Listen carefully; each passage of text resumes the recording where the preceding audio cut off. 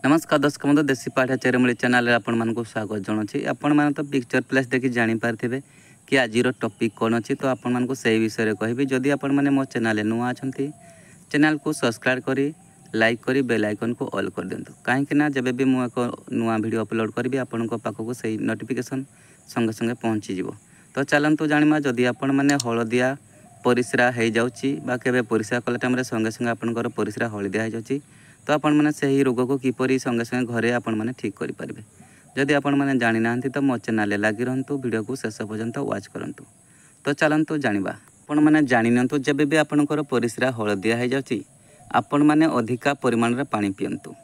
परिस्रा को रोकी रखिबे नहीं जब भी आपको परिस्रा लगुच तो आपण मैंने संगे संगे परिस्रा करतु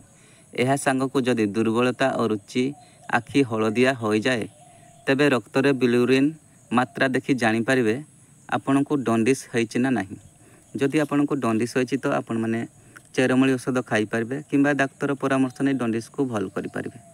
डाक्तर परामर्श तो दंडिस भल हुए ना सेति पई चेरमूली औषध खाई दंडिस को भल करि पारिबे काहेकि ना मु आ गुटे वीडियो अपलोड करछि दंडिस पई से वीडियो को देखि आपण माने आपनकर दंडिस ठीक करि पारिबे तो यार उपचार आपण माने या को किपरि घर रे बसी आपण माने ठीक करि पारिबे परिस्रा हले को यही विषय आपण मैंने जानी नियंतु जदि आपंकर परिस्रा हलदिया होची तो आपण मैंने यही मेडिसिन खाई तुरंत भल हो जिवे तो शुणी नियंतु तो आपण मैंने जानी नियंतु यार चिकित्सा किपरि घरे बसी आपण मैंने करि पारिबे सम परिमाण रे पिपली चूर्ण आपण मैंने बनियाती दुकान जाए पिपली चूर्ण आनी पारिबे कंचा हलदी को 4 चामच पलास पत्र तो आपण मैंने चिन्हिथिबे पलास पत्र रे मिसाई खाइले समस्या दूर होता है तो आपण मैंने यही सब को रेडी करी आपण मैंने तार रस को बाहर करी खाइबे तो जदि आपण मैंने यही रोग भल हो जाती वीडियो को गोटे लाइक करदेवे यदि आपण मैंने सही प्रक्रिया को करि पारु नाहंती पुनर्बा परुणी शाग गोखरा बा गोखुरा बरुण छला कोलथ को एकाठी सम परिमाण रे मिसाई खाइले मध्य तार उपकार मिलता है तो आपण मैंने जदि चिन्हि नांती गछ गुड़ाक क्या पचारि आणंतु एवं ताकू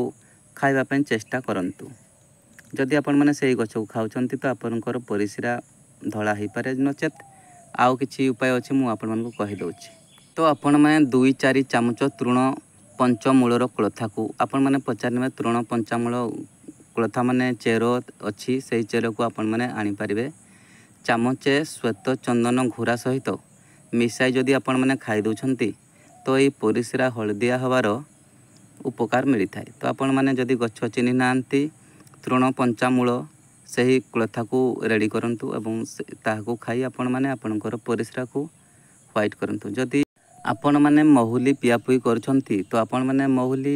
न पी आपण मैंने हांडिया चाउली रस पीवा ପାଇଁ चेष्टा करंतु हांडिया जदि आपण मैंने 3-4 दिन पी दउछंती तो आपणकर हलदिया परिस्रा व्हाइट हेबाको लागबो तो आपण मैंने जदि एही हांडिया को पिउछंती ट्रायल करंतु जदि आपणकर हांडिया पी जदि आपणकर परिस्रा व्हाइट हो जाउची तो चैनल को गोटे लाइक करी कमेंट लिखि जणामे आपण माने को गाँव जदि आपणकर ई परिस्रा हलदिया हवा वीडियो आपनको पसंद लगी थाए तो सब्सक्राइब लाइक करी बेल आइकन को ऑल कर देबे तो आज पई विदाय दंतु नमस्कार जय श्री कृष्ण।